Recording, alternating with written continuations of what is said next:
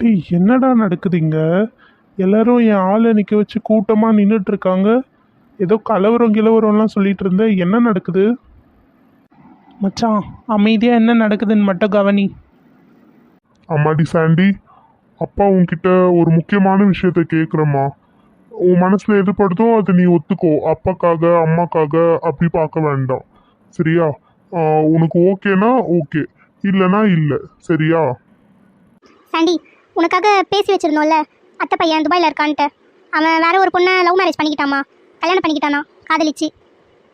இது உன் மனசுக்கு எவ்வளோ வருத்தம் கொடுக்கும்னு எங்களுக்கு புரியுதுமா. ஆனால் எது நடக்கணும்னு இருக்கோ அது தானே நடக்கும். அது எதுவும் நம்ம கையில் இல்லைல்ல.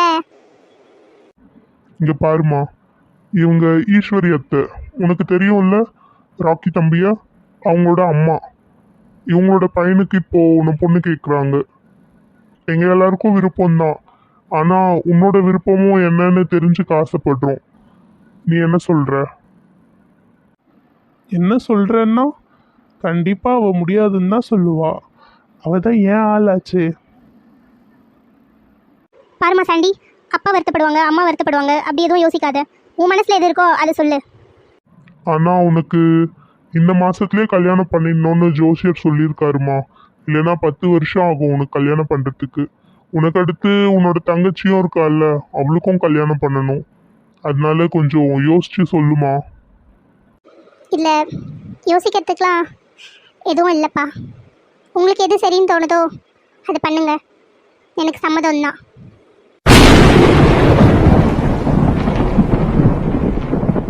என்னப்பா, பொண்ணே சம்மதிச்சிட்டா, அடுத்து நிச்சயதார்த்தத்தை வச்சுக்கலாம். நான் என்னோட ஜோசியர்கிட்ட பேசுகிறேன்.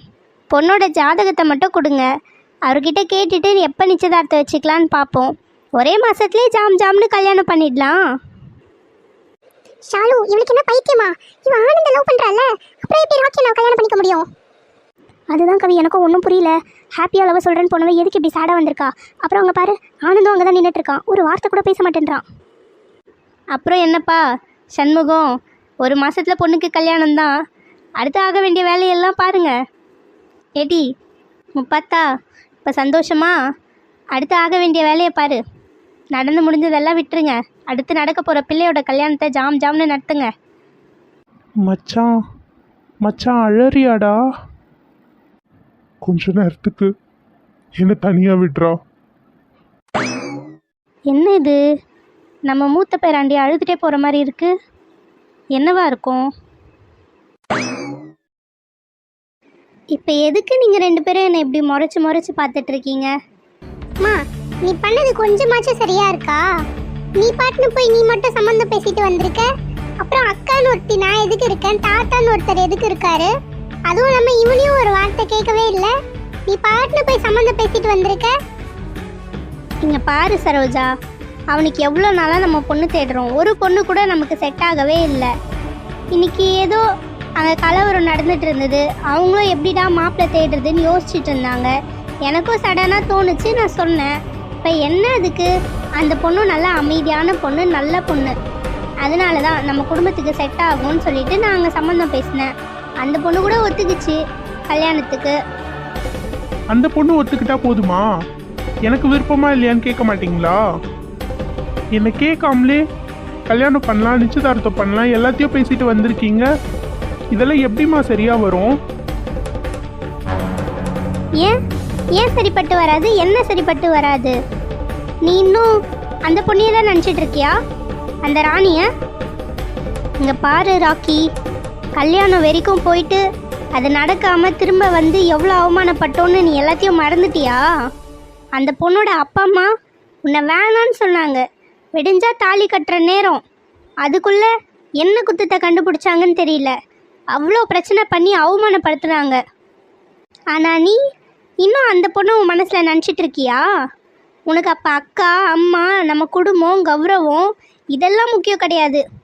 போயும் அவள் தான் உனக்கு முக்கியமாக போயிட்டாளா? அம்மா, தேவையில்லாமல் பேசாதீங்க. நான் இன்னும் அந்த பொண்ணை தான் நினச்சிட்டு இருக்கேன்னு சொன்னேன்னா, அப்படி இருந்தால் நீங்கள் காட்டுற பொண்ணெல்லாம் நான் எதுக்கு பார்க்க போகிறேன்? அப்படிலாம் ஒன்றுமே கிடையாது. அந்த பொண்ணு சாண்டி என்னை விட சின்ன பொண்ணு. எப்படி என்னால் அவளை கல்யாணம் பண்ணிக்க முடியும்? எங்களுக்குள்ளே எப்படி ஒத்து போகும்?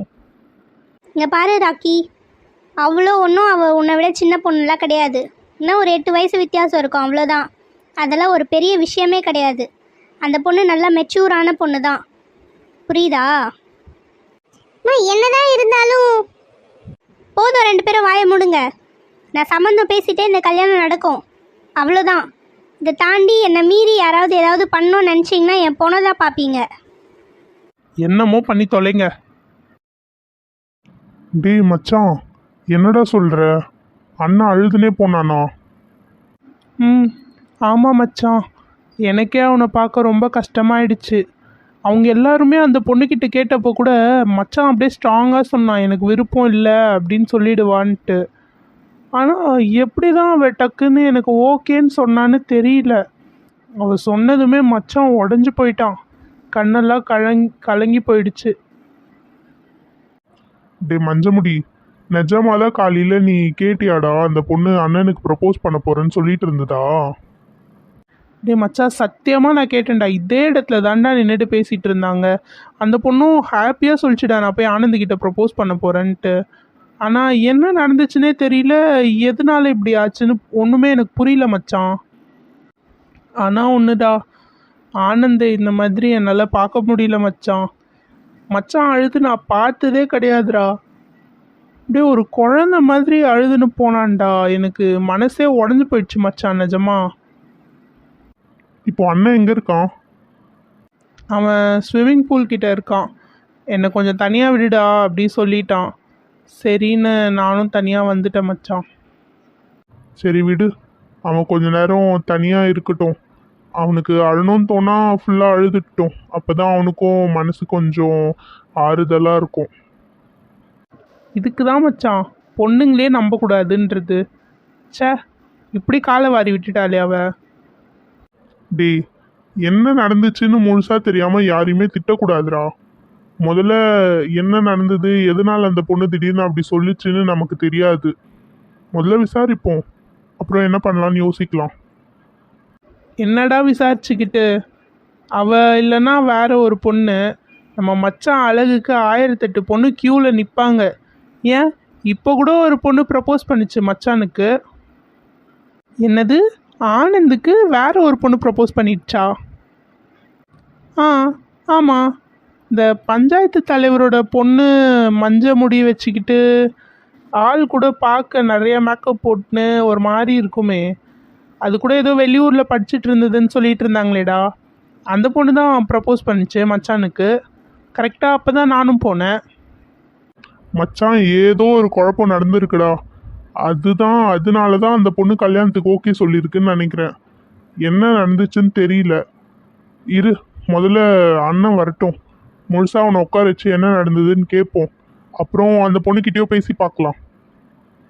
சரிடா மச்சான். என்ன சாண்டி, நீ வந்ததுலேருந்து அழுதுகிட்டே இருக்க? என்னன்னு சொன்னதானே எங்களுக்கும் தெரியும். எங்களுக்கு ஒன்றுமே புரியல, எதுக்காக நீ இப்படி அழுதுட்டு இருக்க? நீ ஆனந்த் தானே ப்ரப்போஸ் பண்ணுறேன்னு போன, திரும்ப வந்துட்டு இப்படி வீட்டில் சொல்கிற பையனுக்கு ஓகே சொல்லிட்டேன். ப்ளீஸ் என்ன எதுவுமே கேட்காதீங்க சாண்டி, ப்ளீஸ் நீ அழாத. எதுக்கு இப்படி அழுதுட்டு இருக்க? என்னாச்சு சாண்டி, ஆனந்த் ஏதாவது சொன்னானா? ஆனந்த் அவன் வேற ஒரு பொண்ணை லவ் பண்ணுறான். இருக்கவே இருக்காது சாண்டி, என்ன உளற நீ? ஆமாம் சாண்டி, நான் பார்த்த வரைக்கும் அந்த பையன் உன்கிட்ட மட்டும்தான் அவ்வளோ க்ளோஸாக அவ்வளோ அட்வான்டேஜ் எடுத்து பேசிட்டு இருந்திருக்கான்.